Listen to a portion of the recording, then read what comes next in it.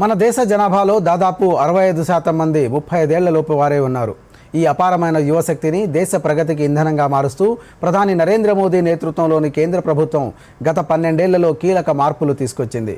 పుష్కర ప్రస్థానం శీర్షికన యువతను కేవలం ఉద్యోగాలు వెతుక్కునే వారిగా కాకుండా దేశాన్ని నడిపించే చోదక శక్తులుగా, ఉద్యోగ సృష్టికర్తలుగా కేంద్ర ప్రభుత్వం తీర్చిదిద్దుతున్న తీరుపై దూరదర్శన్ ప్రత్యేక కథనం ఇప్పుడు చూద్దాం.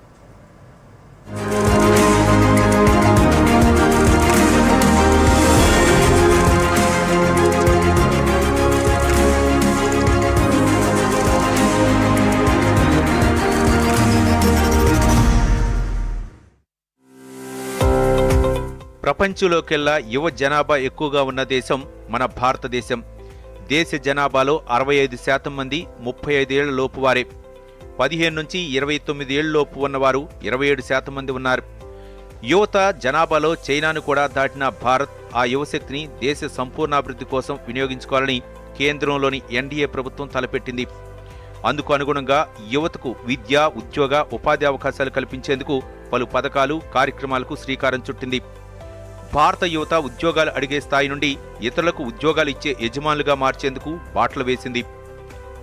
మారుతున్న సాంకేతికతకు అనుగుణంగా యువత తమ నైపుణ్యాలను నిరంతరం మెరుగుపరుచుకుంటూ ఆదాయాన్ని పెంచుకోవాలని ప్రధాని Modi skilling, recycling, up skilling అనే నినాదాన్ని యువతలోకి బలంగా తీసుకువెళ్లారు.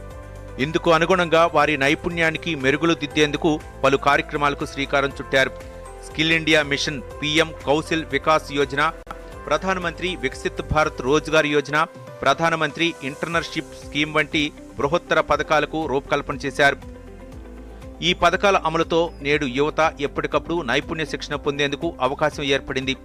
గత 10 ఏళ్లలో మోదీ ప్రభుత్వం ఉపాధి, నైపుణ్యాల కోసం చేసిన నిరంతర కృషి వల్ల దేశంలో నిరుద్యోగిత రేటు తగ్గుముఖం పట్టింది.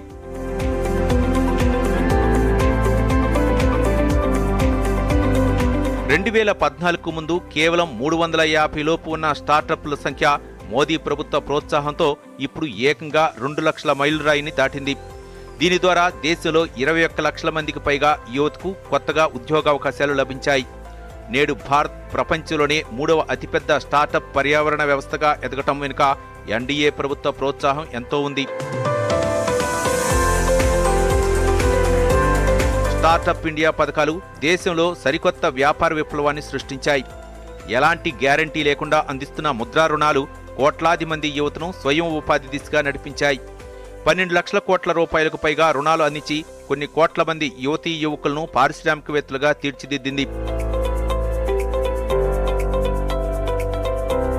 కేంద్ర ప్రభుత్వం తీసుకొచ్చిన జాతీయ విద్యా విధానం ఎన్ఈపీ 2020 చదువుతో పాటే వృత్తి విద్యా నైపుణ్యాలను అందిస్తూ విద్యార్థుల భవిష్యత్తుకు బలమైన పునాది వేస్తోంది.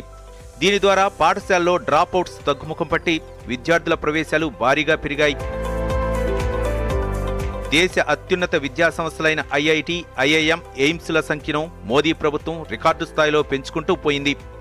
గత 12 ఏళ్ల కాలంలో ఉన్నత విద్యా సంస్థల సంఖ్య 51,000 నుండి 70,000 దాటాయి.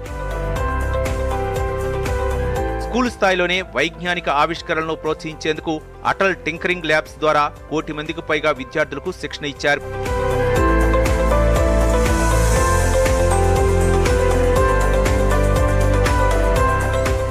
భారతదేశాన్ని ప్రపంచ క్రీడాపటంలో అగ్రస్థానంలో నిలిపేందుకు ప్రభుత్వం తీసుకుంటున్న చర్యలతో ఒలింపిక్స్, పారా ఒలింపిక్స్, ఆసియా గేమ్స్లో మన క్రీడాకారులు రికార్డు స్థాయిలో వందలాది పతకాలు సాధించి దేశ కీర్తిని ఇనుముడింపజేశారు.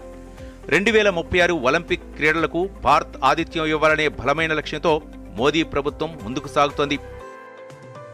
యువశక్తితోనే వికసిత్ భారత్ సాధ్యమనే నమ్మకంతో కేంద్రం ముందుకు సాగుతోంది.